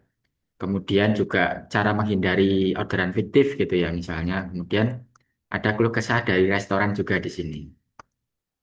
Nah, ada beberapa dinamika yang terjadi gitu ya di dalam grup Facebook ini gitu. Yang pertama itu adalah solidaritas yang cair gitu ya dari para mitra Shopee Food ini. Katakanlah misal dari grup driver itu eh, kami itu seolah-olah diadu domba gitu ya oleh platform. Jadi mungkin kalau teman-teman di sini mencermati itu jarang gitu ya ada driver Shopee Food itu yang bergerombol gitu ya di satu tempat menunggu pesanan gitu dari restoran. Ya tapi kurang tahu ya kalau sekarang mungkin ada pembaruan lagi. Cuman kalau waktu saya melakukan penelitian ini tuh kami seolah-olah diadu domba oleh platform gitu. Jadi ketika dua driver itu berdekatan, itu justru pesanan itu seolah terlempar gitu loh ke driver yang lain gitu. Dan ini juga jadi salah satu hambatan juga ketika saya mau melakukan wawancara gitu. Saya ketika mendekat itu sudah drivernya itu sudah protektif gitu ya kayak Mas jangan di sini nanti mental gitu kan. Ya terus saya meyakinkan mereka oh saya anu kok sedang matikan aplikasi gitu kan. Jadi ketika di jalan, ketika di lapangan itu para driver ini dalam mode bekerja gitu ya dan bersaing satu sama lain gitu ya. Nah, tapi ketika di Facebook itu mereka justru solid sekali gitu ya. Mereka eh, apa ya? Misal ada satu driver yang berkeluh kesah gitu tentang mungkin ada tarif parkir yang tidak sesuai gitu ya. Nah, itu langsung ada beberapa komentar-komentar langsung oh, kita datangi aja orangnya gitu misalnya. Mungkin juga teman-teman mendengar juga ada ya beberapa waktu yang lalu kan ada kasus tentang mas-mas pelayaran juga itu kan ya itu menggambarkan betapa solidnya driver Shopee Food ini gitu ya. Tapi yang menarik juga di sini bahwa ada identitas gitu driver Shopee Food ini yang berbeda gitu. Ketika misalnya Gojek, Grab itu melakukan demo, nah Shopee Food ini mengasosiasikan diri mereka itu sebagai hanya pengantar makanan saja gitu, kurir pengantar makanan dan bukan driver yang melayani ride hailing, sehingga tuntutan dari Gojek dan Grab ini jadi tidak relevan buat mereka. Makanya ini beberapa driver itu yang hijau gitu ya, Gojek dan Grab itu ketika demo pasti ada semacam pandangan tertentu gitu loh terhadap driver Shopee Food ini kan. Oh kok penakut nggak mau demo dan lain-lain. Nah, ini untuk kesimpulannya gitu ya. Yang pertama, interaksi antara Shopee Food dengan masyarakat telah mengubah berbagai aturan main praktik jual beli makanan. Perubahan tersebut tampak pada beberapa aspek antara lain konstelasi aktor yang terlibat, frame of reference, serta interaksi antar aktor dalam figurasi jual beli makanan. Nah, Shopee Food sebagai sebuah platform yang menjembatani praktik jual beli makanan oleh para aktor juga turut menghadirkan konsekuensi lain, yaitu datafikasi dan juga pengawasan. Tapi para mitra merespons bahkan melawan sistem kerja Shopee Food dengan bentuk figurasi baru melalui media lain yaitu Facebook. Kemudian ini ya singkat saja keterbatasan dan juga saran untuk penelitian selanjutnya. Barangkali ada yang mau meneliti tentang topik jenis gitu ya. Di sini saya Ada dua hal yang saya bahas gitu ya. Terkait refigurasi secara eksternal yang belum dibahas di dalam penelitian ini. Jadi saya itu lebih banyak membahas tentang internal saja antar aktor di dalamnya gitu. Tapi belum terlalu banyak membahas tentang tadi misalnya ada bengkel-bengkel yang menawarkan diskon gitu ya kepada driver. Kemudian bengkel-bengkel yang ikut beberapa program dalam Shopee Food. Nah itu mungkin akan jadi menarik ketika fokus ke ranah ekonomi politik media tentang bagaimana dan siapa yang mendapat profit seperti itu. Kemudian yang kedua, di sini Facebook juga dapat dipahami sebagai ruang digital yang untuk lingkaran setan eksploitasi gitu ya. Ya di satu sisi Facebook itu memang digunakan sebagai sarana perlawanan terhadap dominasi Shopee Food, tapi di sisi lain itu setiap unggahan, komentar hingga interaksi para mitra di dalam Facebook itu juga merupakan data berharga yang dapat digunakan sebagai sumber profit. Ya mungkin itu yang bisa saya sampaikan. Terima kasih, saya balikan ke Mas Fahmi. Baik, terima kasih Kak Angga. Ini juga tidak kalah menarik ya. Betapa driver ini khususnya Shopee Food ya juga terpaksa harus melawan, tapi melawan di platform yang juga ternyata tidak menjembatani atau tidak mewadahi perlawanan ya, bahkan juga memanfaatkan mereka sebagai data gitu ya, sebagai kekayaan baru ya, sebagai kapital baru. Nah, kalau di Bandung itu eh, saya pengalaman jangan pesan pada saat Persib main ya. Karena kalau Persib main jadi tuan rumah, maka semua hampir dipastikan ojol itu sebagian besar nonton dan tidak mau mengambil orderan. Jadi beberapa kali saya pesen itu apa tidak direspon bahkan di reject gitu ya, sehingga harus jalan kaki atau naik bis kota gitu sampai pulang ke rumah. Nah itu apa hal lain yang juga sebenarnya menarik dari para driver ya. Baik teman-teman yang hadir, mungkin ada yang mau bertanya atau menanggapi. Saya sendiri ada pertanyaan tapi mungkin saya coba ke teman-teman yang lain di sini boleh raise hand ya. Kalau mau ada pertanyaan atau ada tanggapan, silahkan. Atau mau di chat juga boleh. Nanti saya bacakan chatnya. Silakan ada. Oh, dari, silakan. Dari Mas Syarah silakan, Mbak. Iya, terima kasih banyak. Wah, eh, jujur ini dua penelitian yang saya juga ngikutin begitu ketika dalam proses penulisannya, ada punya Angga, punya Kak Epifani.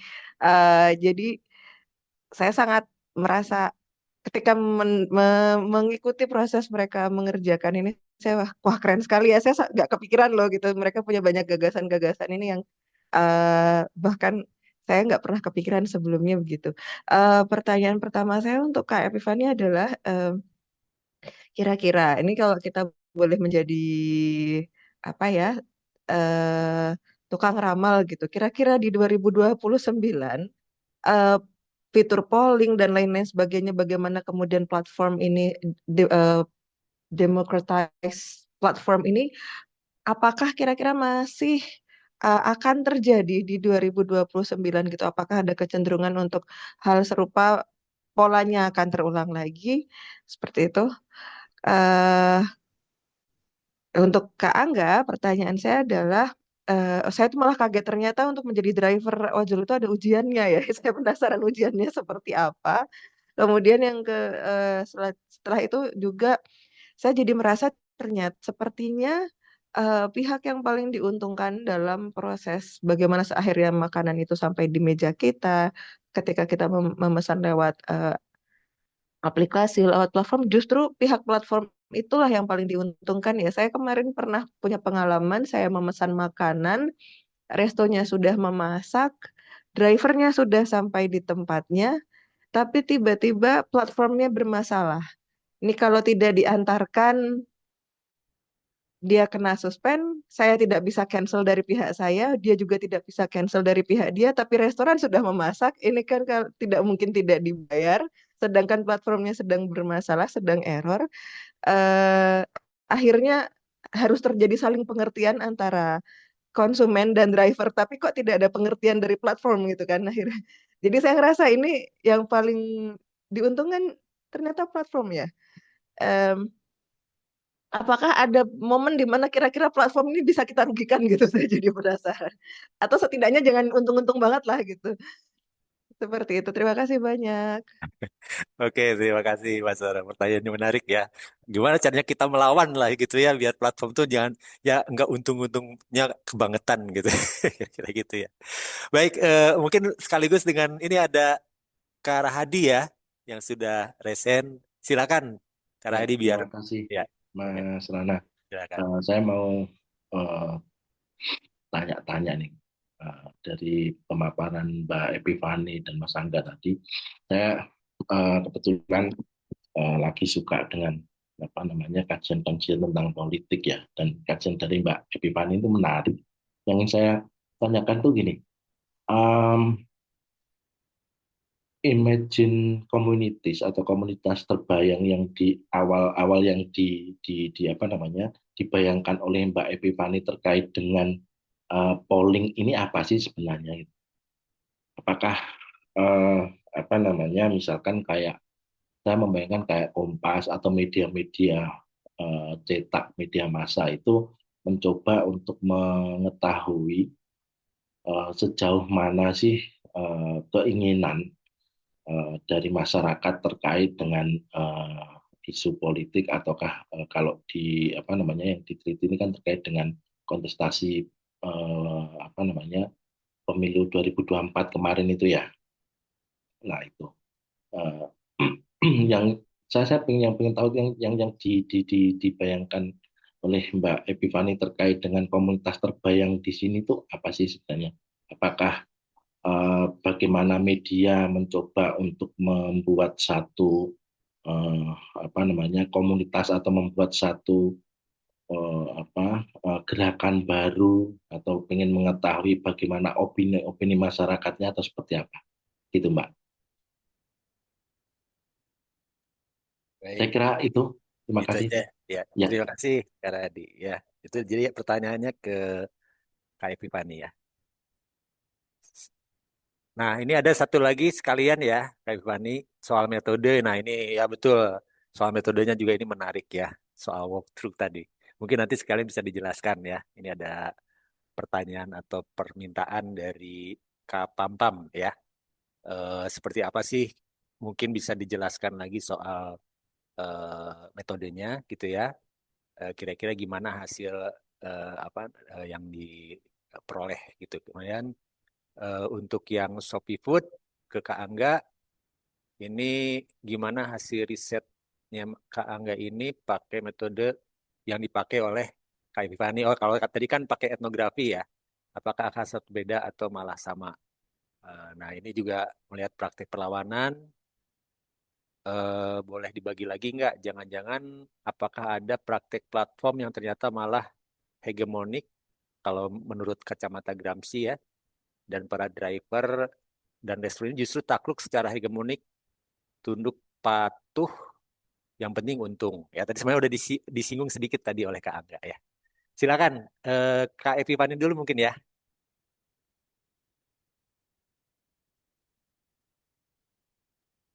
Oke, Mas Rana, terima kasih banyak. Mas Rahadi, Mbak Syaro, Mas Pam, pertanyaannya. Mungkin aku jawab dari yang punya Mbak Syaro dulu kali ya. 2029, apakah fitur polling dan platform demokrasi seperti ini apakah masih akan terjadi dan apakah polanya akan sama gitu? Kalau melakukan pembacaan yang masih sama seperti penelitian tesis ini, saya akan bilang bisa jadi karena maksudnya seperti ini, Securivotes itu sendiri sebenarnya sudah tidak aktif gitu, udah tidak bisa diakses lagi. Jadi bahkan sampai tesis saya belum selesai itu, saya tuh nggak bisa mengakses gitu. Jadi awalnya saya tahu tentang Securivotes itu kan ada wacana di, ada diskursus di X. Orang pada sibuk eh, mengobrol, membicarakan tentang pemilu 2024. Kira-kira nanti ada alternatif polling gitu, alternatif voting melalui blockchain yang lebih transparan, yang lebih terdesentralisasi, yang lebih secure gitu, lebih aman. Terus juga orang nggak perlu datang ke TPS lagi gitu. Karena kan banyak kasus kayak surat suara yang hilang, yang apalah, pokoknya masalah logistik seperti itu. Nah, lalu dibuatlah ini, platform ini. Tiba-tiba ada yang memunculkan platform namanya Votes gitu. Dan yang lucunya adalah itu, data kita sudah diambil. Nik, nama lengkap, lalu juga tempat tinggal, seperti itu. Udah dimasukkan ke dalam sistem. Tapi kemudian sepanjang penulisan tesis saya dari Agustus 2023 itu, lalu masuk mulai ke bulan Oktober 2023 itu udah yang identity, karena saya kan mau bikin, maksudnya saya mau coba, eh, tadinya kan data saya yang saya masukkan, saya sudah mencoba ini dengan berbagai fiturnya udah saya walk through gitu. Saya mau coba kalau misal orang lain atau akun lain, akun baru mencoba walk through juga gitu. Nah, ternyata identity-nya udah tidak bisa diakses. Tidak bisa diakses. Terus Securifood juga sama. Ketika saya komplain ke bagian customer service-nya, tidak ada jawaban gitu. Kenapa kok identity-nya tidak bisa diakses lagi? Terus Securifood sebagaimana kita mau vote, sedangkan identitas digital aja tidak bisa dibuat gitu. Nah, itu sih. Jadi maksudnya platform, aplikasi atau apapun itu akan selalu hilang dan timbul kembali gitu. Kayak banyak aplikasi-aplikasi di yang lalu-lalu seperti Vine, terus Path, itu kan hilang waktu dulu padahal booming sekali gitu. Tapi ya pasti akan ada gantinya gitu nantinya. Entah misal Instagram menambah fiturnya kah, atau misal ada aplikasi yang kemudian membuat apa fitur yang lain yang lebih terbaru seperti itu. Jadi kalau membicarakan apakah masih akan terjadi, itu pasti.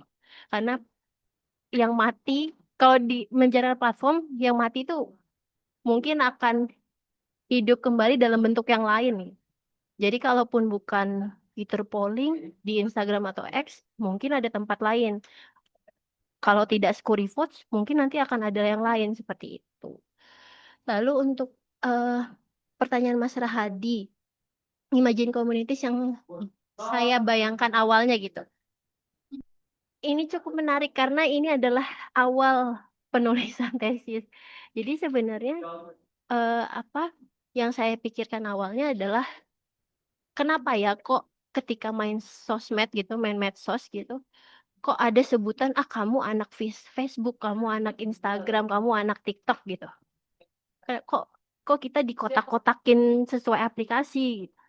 Kenapa ya gitu kan? Jadi apa sih yang membedakan aku di Instagram dengan aku di X misalnya, aku di TikTok, apa yang membedakan gitu? Kenapa ketika ada yang bilang TikTok ini darah tinggi gitu gitu, Instagram ini, nah yang seperti itu. Jadi apakah kita ini dibentuk oleh platform gitu? Awalnya terpikirnya seperti itu aja, karena eh ya lagi-lagi ya karakteristik platform itu kan berbeda-beda. Jadi misal kayak di X yang lebih tekstual, yang lebih naratif gitu. Kalau ketemu dengan Instagram yang mungkin lebih banyak gambar, lebih banyak video bergerak gitu, banyak audio visualnya, dan lebih-lebih TikTok yang lebih durasinya lebih pendek, misalnya video-videonya gitu lebih singkat. Nah, mungkin itu yang membentuk kita gitu pada akhirnya. Nah, mengambil konteks pemilu itu juga ya karena mengerucutkan aja sih. Karena kalau pembahasannya seperti itu terlalu lebar, terlalu ya kemana-mana dan nggak ada ujungnya gitu. Jadi saya ambil salah satu aja ya fitur gitu, fitur. Lalu konteksnya pemilu karena waktu penulisan tesis yaitu yang muncul di beranda saya, di timeline saya, di lini masa saya, di mana-mana sosmed saya itu ya isinya pemilu dan polling. Jadi kebetulan dapat, oh ya sudah. Jadi supaya mengerucut aja. Lalu untuk metode walkthrough dari pertanyaan dari Mas Pambudi, lagi-lagi, padahal ini teman sekelas saya nih Mas. Selama kelas juga saya sudah jelaskan walkthrough ya. Sekarang harus dijelaskan lagi. Jadi walkthrough ini eh, sebenarnya awalnya itu saya membacanya dari tulisan Jena Drenten. Saya lupa judul persisnya, tapi eh, beliau ini menulis tentang sosialitas di PayPal. Jadi PayPal itu aplikasi berbayar, tapi kok bisa apa ya? bisa membuat kayak sosial media gitu. Jadi selain kita mengirim uang, di situ juga ada emoji, di situ ada kita bisa kirim pesan singkat gitu. Jadi sebelum dia menyimpulkan ada sosialitas di dalam PayPal, dia eh, apa namanya membongkar aplikasi itu gitu. Jadi apa saja yang ada di dalam PayPal, seperti emoji-emoji tadi, terus kolom deskripsi misalnya yang bisa memungkinkan dia untuk menuliskan narasi tertentu gitu. Itu sih, terus bagaimana dia bisa eh, mengumpulkan teman-temannya dari kontaknya misalnya kayak gitu. Itu sih metode walkthrough. Jadinya singkatnya seperti itu. Pembongkaran fitur gitu. Fitur-fitur yang ada di dalam platform atau aplikasi. Jadi di dalam aplikasi itu kan pasti developer itu kan membuat aplikasi itu kan ada tujuannya, ada maksudnya gitu. Kenapa kok misal ada gambar tambah di sebelah sini, kenapa ada gambar kirim di sebelah sini, itu kan pasti semua ada maksud dan tujuannya gitu. Nah, jadi metode walkthrough ini tadi fungsinya adalah membongkar itu. Bagaimana kita sebagai peneliti itu membaca, menerapkan apa yang diharapkan oleh si developer, si pengembang itu. Bagaimana pada akhirnya aplikasi atau platform ini mengarahkan pengguna untuk menggunakan aplikasi sesuai yang mereka mau gitu.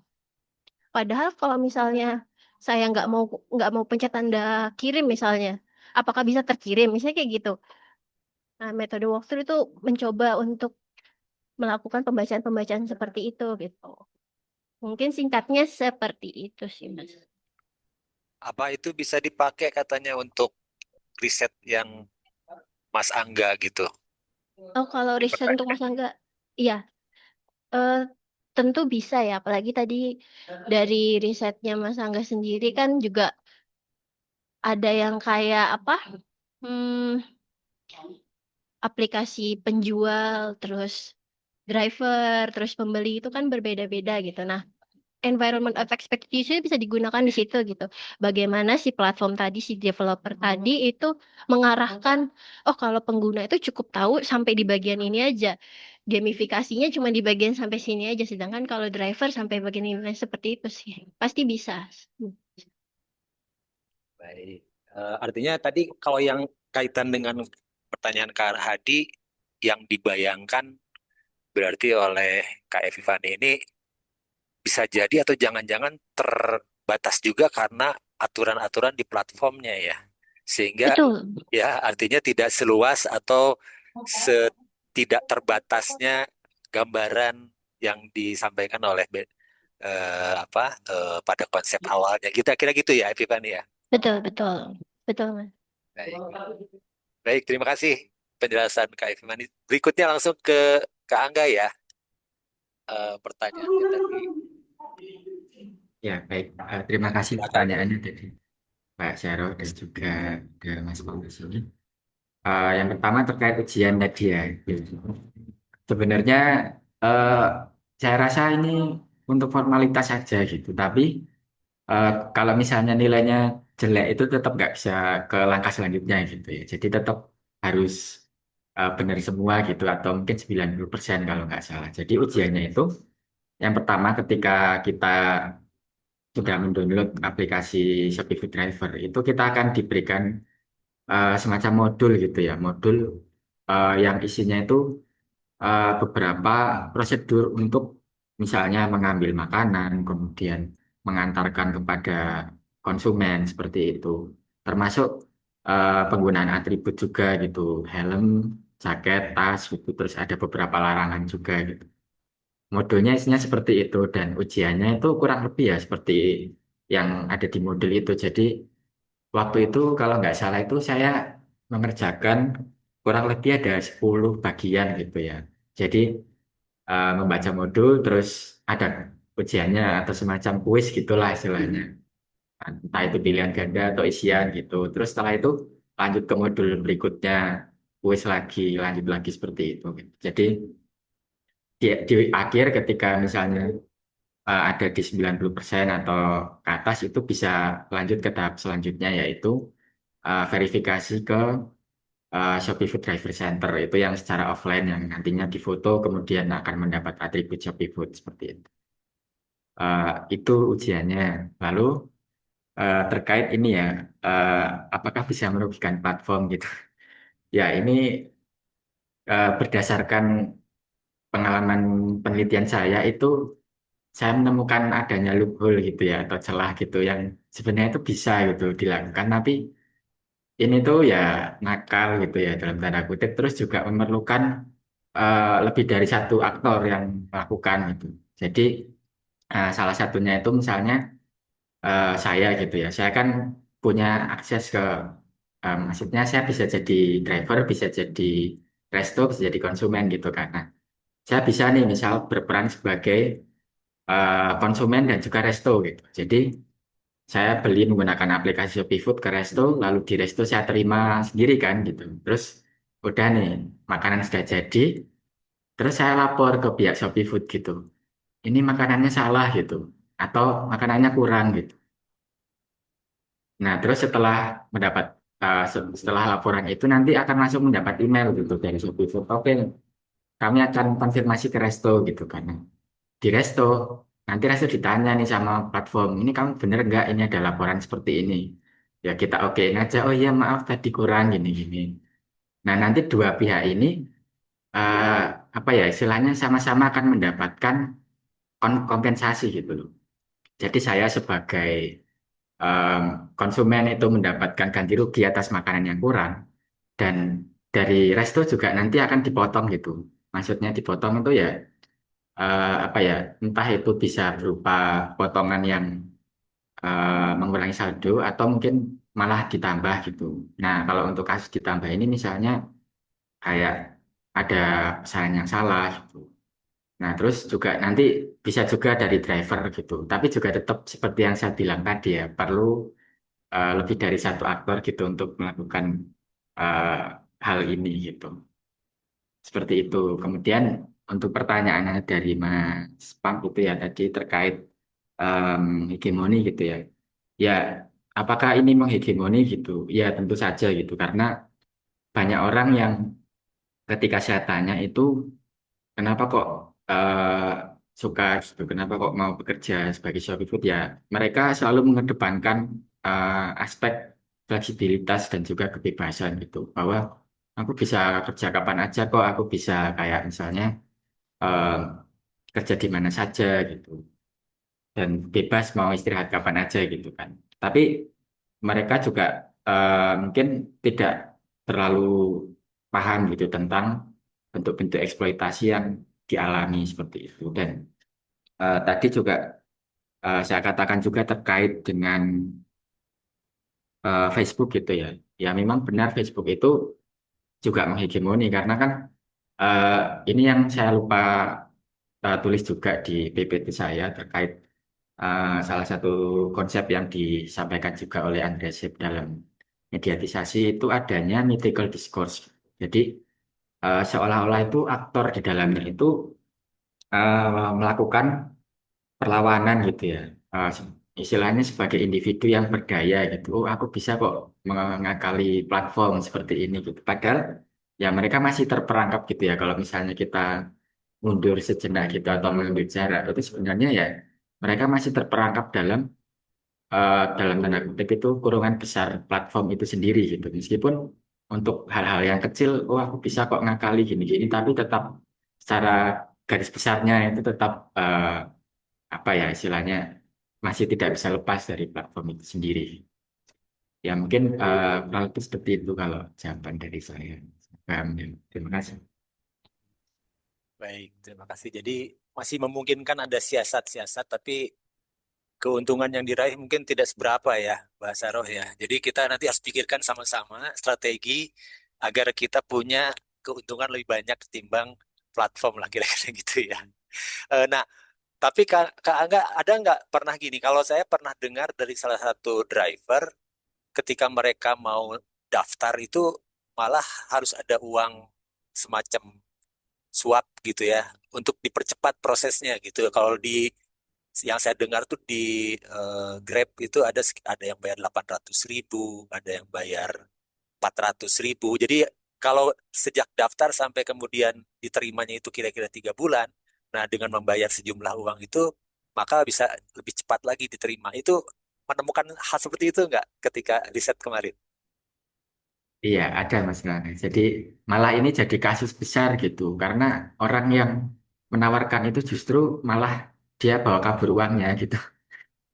Jadi memang ada beberapa driver yang punya koneksi dengan orang dalam gitu ya. Dan mereka menjanjikan, oke nanti kamu daftar ke saya, bayar ke saya, terus bakal tak intinya dipercepat gitulah supaya ini saya kenal dengan orang dalam.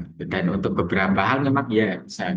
Tapi ketika saya join di grup WhatsApp itu memang itu pesannya itu dipin gitu loh, sampai dipin ini kalau mau daftar ke Mas ini gitu dia bisa dipercepat gitu. Tapi malah sampai beberapa bulan itu tetap tidak bisa daftar dan akhirnya sampai terakhir itu saya mengikuti orang itu dicari gitu dan ketemu akhirnya dimintai ganti rugi oleh hampir puluhan bahkan ratusan driver yang tertipu. Itu Oh, Mas Ras. artinya yang main nakal ini orang dari perusahaan platformnya, orang dalam. Itu driver, driver Oh, yang driver. punya Oh, kenalan orang dalam gitu. jadi drivernya yang kabur, setelah dibayar, setelah dititipin Iya, uang, betul. memanfaatkan saling saling ini ya, padahal sama-sama terjepit juga posisi dia ya. Iya, betul, Mas. Nah, ada juga perlawanan lain nggak, Kang? Selain di Facebook, mungkin mereka kan kalau tadi dikatakan kalau yang hijau itu mau demo, ini si orange ini nggak diajak atau dianggap lemah atau apa karena mungkin tadi beda kepentingan ya. Nah, tapi kan ada juga driver yang merangkap gitu loh, Kang. Nggak? Misalnya dia drivernya Grab, juga ada drivernya di Gojek dan juga mungkin di Shopee Food gitu. Ya, eh, ini terkait yang merangkap ini sebenarnya yang saya jumpai itu malah banyak Grab dan Shopee Food gitu Mas. Karena beberapa orang kalau Gojek itu banyak yang bilang nggak bisa untuk merangkap gitu karena mungkin aturan atau bagaimana gitu saya juga kurang mendalami di situ gitu ya. Tapi di sini ketika ada driver yang merangkap itu mereka kalau ada demo itu ya tentu mereka akan join ke yang Grab atau Gojek itu gitu. Karena kan di sini Shopee Food kan ya dianaktirikan gitulah istilahnya ya. Terus banyak yang oh aku driver Grab kok gitu. Padahal ya dia jaketnya bolak-balik gitu kan di dalam pakai Shopee Food gitu. Eh, lalu terkait perlawanan itu ya selain di Facebook itu sebenarnya ada beberapa yang melalui aplikasi juga gitu ya. Misalnya melalui Google Map gitu. Ketika misalnya driver itu ini punya dendam sama resto ini gitu kok. Tiba-tiba misalnya di cancel sepihak gitu. Maka driver ini akan bilang ke teman-temannya, tolong dikasih bintang satu ke resto ini. Gitu. Itu kami menyebutnya sebagai bom bintang satu gitu kan. Itu kan pasti sudah paham gitu kan. Itu langsung di bintang satu dan sampai di titik restoran itu tuh hilang dari Google Map.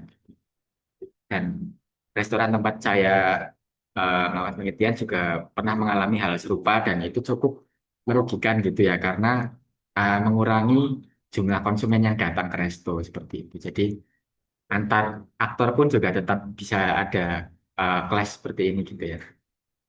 Begitu. Ya, ya. Ini menarik ya, teman-teman, karena ya sejumlah riset yang juga dilakukan oleh teman-teman di KBM itu tadi ada Mbak Irsanti yang itu juga berkaitan dengan ojol, itu juga menemukan salah satu temuannya adalah ya di antara mereka juga ada yang saling kemudian memanfaatkan ya bahkan juga yang kerentanan di antara mereka itu juga menjadi ladang istilahnya gitu ya satu sama lain untuk bahkan saling mengeksploitasi. Nah itu juga mungkin menarik ya. Tadi yang disampaikan oleh Kak Angga di akhir sebagai penutup itu juga nanti bisa memantik siapa tahu ini bisa dilanjut nanti ke disertasi ya. Ya, untuk penelitian nanti yang lebih lebih mendalam lagi di KBM nih. Saya sambil ini apa? Sambil agen marketingnya Mbak Nana nih. Biar Mbak Nana. Saya jadi ingat, oh ya tadi Kak Epifani ada pertanyaan dari Kak Pam itu kan itu memang biasa ya kalau kita satu teman satu kelas itu saling memanfaatkan dan saling menjatuhkan itu hal yang lumrah ya. Kalau jadi kalau Kalau udah kalau dia lebih sering menjatuhkan, Mas, memang. Itu saya juga sering merasakan dengan teman satu kelas yang kalau udah mentok dengan pertanyaannya Bu Nana itu terus kita saling pandang, saling ya udah siapa yang bisa jawab kalau enggak ya kita saling menjatuhkan aja. Itu kan siasat antara kita agar bisa terlihat pintar gitu di depan Bu Nana lah kira-kira gitu lah ya. Baik, teman-teman ada lagi kah yang mau mungkin bertanya atau menanggapi dari hasil dua riset yang menarik ini? Ini tadi ada yang WA saya, Kak Epifani dan Kak Angga boleh di-share nggak katanya ini apa materinya? Ada yang nggak bisa hadir langsung, tapi dia katanya tertarik mau daftar. Ini saya kan lagi bujuk dia untuk daftar KBM nih. Antara dia di Visipol atau di KBM, saya lagi bujuk dia untuk masuk KBM. Tapi boleh nggak katanya itu eh, apa materinya di-share ke teman-teman di luar KBM? Slide-nya boleh, Mas, kalau slide. Boleh, Mas. Kalau tesis Ya boleh kayaknya ya. ada di Nah, kalau tesis perpus suruh UGM. suruh datang ke Ya, perpus Iya. ya. Suruh daftar dulu terus lihat baca langsung di sana. Oke, kalau slide-nya nggak masalah ya. Yang ke Angga juga saya minta izin nanti ada mungkin teman-teman yang mau ikut belajar dari sana. Ada lagi kah teman-teman yang mungkin mau atau Mbak Saro mau menambahkan gimana tadi kita melawan lebih strategi atau siasat?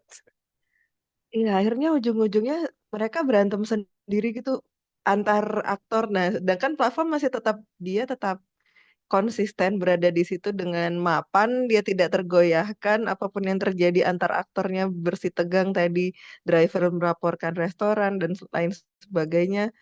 Tapi platform tetap di situ dan tidak tergoyahkan gitu. Akhirnya saya merasa ya kapitalisme lagi-lagi berhasil menang. Iya, iya. Jadi ya itu ada irisan juga ya dengan riset saya. Ya bagaimanapun sebagai yang sudah mungkin juga disinggung oleh para ahli ya, bagaimana pemikiran Marx itu ya pasti akan tentunya menemui jalan buntu gitu. Revolusi itu tidak akan pernah terjadi karena kapitalis akan selalu mencari cara ya agar tetap bertahan dan bahkan mungkin dengan siasatnya juga mereka lebih canggih lagi. Nah, tapi ini juga mungkin kaitan dengan KEP tadi ya. KEP tadi bilang 2029 nih pertanyaan tadi Mbak Saroh ya. Jangan-jangan memang mungkin platformnya akan lebih dahsyat lagi, lebih canggih lagi. Karena tadi ternyata setelah dicek kok malah udah tutup atau malah udah apa tidak aktif lagi mungkin gitu ya. Sehingga bisa jadi eh, kemungkinan-kemungkinan ada aktor lain yang sebenarnya memainkan ini sesaat untuk katakanlah misalnya seperti yang ada di latar belakang yang sudah disampaikan Kak Ipani di slide itu menjadi semacam alat untuk menyerang misalnya pihak-pihak lain atau memanfaatkan untuk merangkul sebagian Gen Z yang ya bisa dikatakan kalau secara politis itu berada di eh, kategori suara yang terombang-ambing gitulah ya, yang masih belum tahu menentukan kemana ini saya akan memilih. Nah, bisa jadi itu kemudian mereka memanfaatkan dengan platform ya. Meskipun kalau story rasanya agak berbeda mungkin ya, Kak Dipani ya, karena ada masa 24 jam tadi. Nah, Betul. tadi juga saya sempat bertanya-tanya, kenapa memilihnya ke situ ya, Kak? Dan artinya tidak mencari lagi eh, platform atau tools polling yang mirip yang ada di blockchain. Kalau di kan jadi saya memang ngambilnya pertama platform itu media sosial aja pertamanya, Mas. Tapi kemudian itu sambil menyelam kok dapat tiba-tiba itu platform voting blockchain itu tadi. Nah, kalau kenapa ngambilnya story? Jadi awalnya kalau di Instagram itu sendiri polling itu cuma ada di fitur story, Mas. Nah, seiring perjalanan menulis tesis dan perkembangannya sendiri itu, yaitu udah mulai ada di Takarir, udah mulai bisa di. Jadi awalnya memang cuma ada di story kalau di Instagram sendiri ya, kalau di X ya dia memang menyatu dengan tubuhnya gitu, tubuh apa? Status itu itu namanya. Tweet itulah.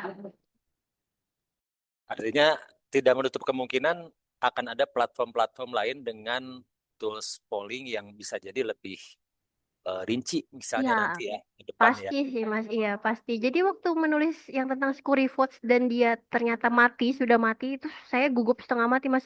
Masalahnya di tengah-tengah menulis. Lalu saya bimbingan, saya bimbingan, terus kata bimbingan saya Mas Abe bilang, loh itu tandanya eh ya memang platform tuh seperti itu gitu. Makanya kemudian judul saya dikasih tanda tanya karena itu tidak akan pernah berhenti gitu. Pertanyaan itu tuh tidak boleh titik gitu. Platform itu tidak ada matinya kata Mas Abe.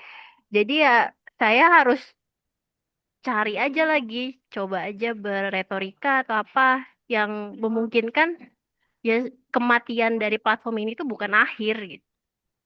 Artinya itu dinamika akan selalu terjadi ya di platform dengan berbagai ya keuntungan yang diraih ya. Tadi mungkin sudah masuk sekian menjadi bonus untuk database mereka juga ya yang bisa mereka manfaatkan. Nah, ini ada masih penasaran Kak Pak Budi ya. Jadi kira-kira apa nih sebenarnya perbedaan antara metode walkthrough dengan etnografi digital gitu ya? Mirip-mirip gitu. Sebenarnya mungkin titik bedanya di mana nih yang mungkin bisa ditambahkan lagi oleh Kak Epifani. Silakan. Etnografi digital itu mungkin kayak punyanya Angga tadi ya. Aku kurang paham yang etnografi digital, maksudnya detailnya seperti apa, karakteristiknya seperti apa. Tapi kalau walkthrough itu sendiri, ya itu tadi seperti yang aku bilang, eh dia spesifik ke fitur gitu. Jadi misal contoh apa ya tombol-tombol atau misalnya navigasi yang ada di sebuah aplikasi di sebuah platform itu kan ada fungsinya, ada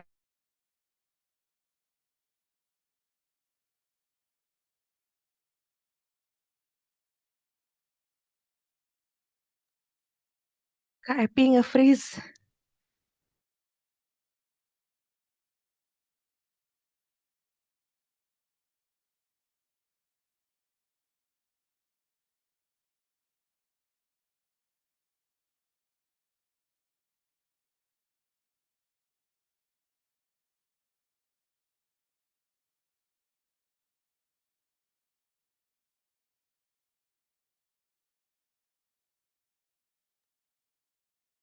Kak, ini memang nge-freeze kan Kak Epi ya, bukan dari saya aja gitu. Oh, terpental. Ya, mohon maaf. Epi menguap. Iya, menguap beneran tuh.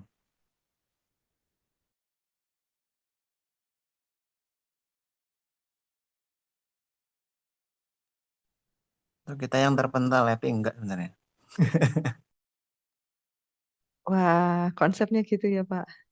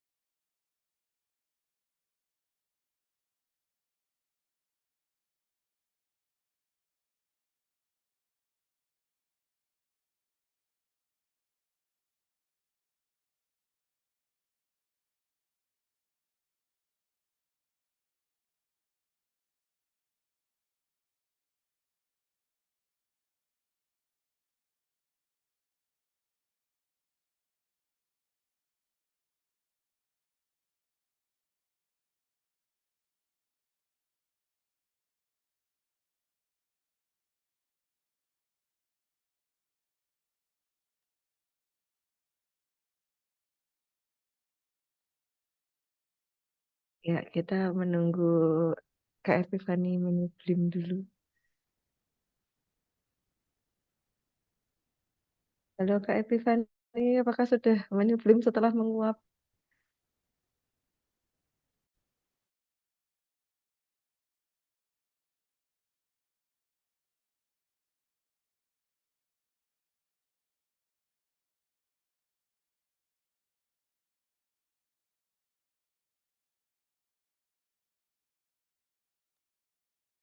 KEP sepertinya baru ada dulu, tapi belum bisa hadir. Ada dulu, belum bisa hadir.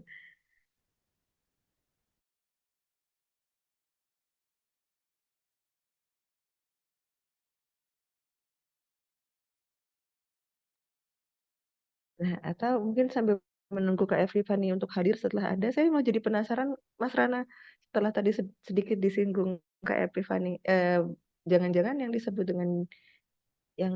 dengan mengerjakan etnografi digital adalah yang dilakukan Kak Angga. Apakah yang dilakukan Kak Angga betul-betul, apakah yang dilakukan Kak Angga adalah bagian dari etnografi digital, Kak Angga?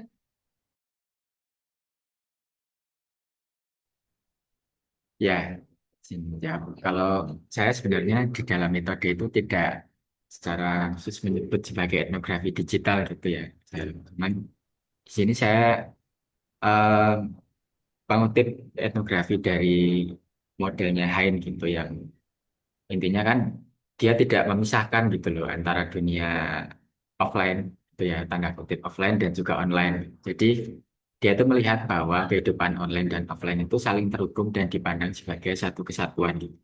Dan itu kenapa saya pakai karena sejalan dengan asumsinya dari Andreas Head gitu bahwa ya dunia digital kita itu sudah semakin termediatized gitu ya dan sulit untuk membedakan gitu antara dua hal ini tidak bisa dipisahkan. Jadi ya itulah mengapa saya menggunakan metode ini. Jadi tidak secara spesifik menyebut ke digital gitu. Baik, Kak Evi sudah kembali. Monggo dilanjutkan di kalimat terakhir yang tadi Friska. Silakan, Kak Evi. Jadi sampai mana ya Mbak Syaro? Aku lupa. Tiba-tiba jaringannya hilang. Sampai mana ya tadi Mas Rana? Yaitu di mana sebenarnya titiknya yang tadi pertanyaannya, Kak Budi ya. Oh, perbedaan etnografi digital dan walkthrough yaitu mungkin kalau sepengertian saya ya kalau walkthrough fokus di fitur gitu, di aplikasinya itu sendiri dan fitur-fitur yang ada di dalamnya dan bagaimana fitur-fitur itu membawa makna tersendiri gitu bagi penggunanya. Jadi dan bagaimana pengguna juga memaknai fitur-fitur itu. Seperti itu sih. Kalau etnografi digital karena eh, saya kurang paham, jadi ya mungkin perbedaannya di situ kalau walkthrough ya lebih lebih masuk ke platformnya, lebih teknis. Nah, jadi bahasanya itu teknis cara kerja si platform itu si aplikasi itu gitu. Ya, jadi lebih menguliti hal-hal yang kalau tadi saya bahasakan seperti teknisi gitu ya, Kak Ifrani ya, dia bongkar elemen kecil-kecilnya gitu ya. Apa saja sih elemen-elemen atau komponen-komponen gitu yang ada di platform yang jadi apa tadi tempatnya memilih gitu ya. Kira-kira itu ya. Betul. Oke, baik. Ya, saya kira itu eh, Kak Pak Budi, memang di KBM itu menariknya adalah berkaitan dengan metode ya, teman-teman ya. Ada satu tulisan Mas Budi Ir, itu promotor saya, eh, menarik sekali tulisannya udah lama ya di artikel dan mempertanyakan atau mendialogkan, mendiskusikan betapa sulitnya merumuskan metode di KBM gitu kira-kira ya. Berbeda misalnya dengan di FIB atau di Visipol gitu, yang keilmuannya tidak lintas disiplin atau interdisiplin seperti kita, sehingga ya teman-teman mungkin juga merasakan ketika bertemu dengan promotor Prof. Faruk, mungkin agak berbeda misalnya dengan promotornya Prof. Hermin kan gitu kira-kira ya. Prof. Faruk yang FIB dengan Prof. Hermin yang dari komunikasi misalnya. Tapi justru itulah kekayaan KBM saya kira ya yang memicu kita, memancing kita sehingga kita juga terus-menerus membaca ya. Penasaran apa bedanya sih virtual etnografi dengan etnografi digital. Nah, itu aja sempat kami dulu sambil ngopi gitu angkringan itu sampai subuh gitu. Besoknya kita mau kuliah itu sampai kita diskusinya itu sampai benar-benar subuh gitu karena apa? Karena khawatir itu ada pertanyaan besok gitu ya. Sehingga itu kemudian yang membuat menarik KBM antara lain ya tadi berkaitan dengan metodenya. Tapi walkthrough ini memang mungkin masih sedikit yang menggunakan ya, KIP ya, sampai saat ini. Kalau sepengetahuan saya lagi itu riset yang menggunakan walkthrough masih kalau di KBM kayaknya kalau bilang saya pede banget cuman kayaknya pengetahuan saya sih baru saya pakai walkthrough. Kalau di Indonesia sendiri ada yang pernah pakai walkthrough tapi bukan dari KBM gitu. Saya lupa apa komunikasi atau mana gitu yang pernah pakai. Tapi ya selebihnya ya penelitian-penelitian dari Jena Drenten itu sendiri. Gitu, Mas. Baik, menarik ya. Siapa tahu nanti juga menginspirasi teman-teman lain untuk ikut juga menggunakan walkthrough ini ya. Saya jujur juga, saya juga baru baru baca nih tadi malam begitu lihat slide-nya dari Harian ini. Walkthrough apa ya? Sempat googling juga. Penasaran ya ini metode apa, menarik sekali untuk nanti kemudian bisa jadi dikembangkan atau didiskusikan oleh teman-teman di KPM ya. Baik, masih adakah teman-teman yang mau bertanya? Mungkin masih ada waktu sedikit lagi, satu dua pertanyaan atau tanggapan. Tidak ada. Oke, kalau tidak ada, saya kira cukup ya, Mbak Saroh, untuk pertemuan kita siang menuju sore ini. Sekali lagi, saya juga sangat senang ya, berterima kasih karena ini juga ajang ketemu sama teman-teman KBM, meskipun teman-teman KBM ketemunya hanya bisa lewat Zoom gitu ya, lewat media Zoom. Tapi ini tentu saja akan sangat bermanfaat buat saya dan juga buat teman-teman yang saat ini sedang berusaha keras untuk menyelesaikan studi di kampus kita ini. Ya, mudah-mudahan lancar-lancar buat teman-teman semua. Terima kasih kepada Kak Epifani, Kak Angga yang sudah memaparkan hasil riset. Mudah-mudahan sekali lagi ya ini bisa terus dikembangkan lagi, lanjut nanti di KBM, ketemu di S3 gitu ya, sehingga tidak berhenti di sini risetnya. Mbak Saroh, terima kasih. Ke teman-teman yang lain, terima kasih. Mudah-mudahan kita bisa bertemu lagi di lain kesempatan. Selamat Baik. sore. Selamat sore Mas Terima Rana, kasih, Mas Rana. Selamat sore. sudah hadir untuk kesempatan kali ini. Terima kasih banyak Mas Rana sudah memandu acara hari ini. Terima kasih Kak Epi dan Kak Angga yang sudah memberikan paparannya. Jujur waktu saya dulu nemenin mereka nulis, kalian nulis apa sih? Saya juga nggak paham. Kayak sangat rumit gitu. Sampai saya baca bolak-balik, saya tetap nggak paham. Otak saya nggak sampai-sampai.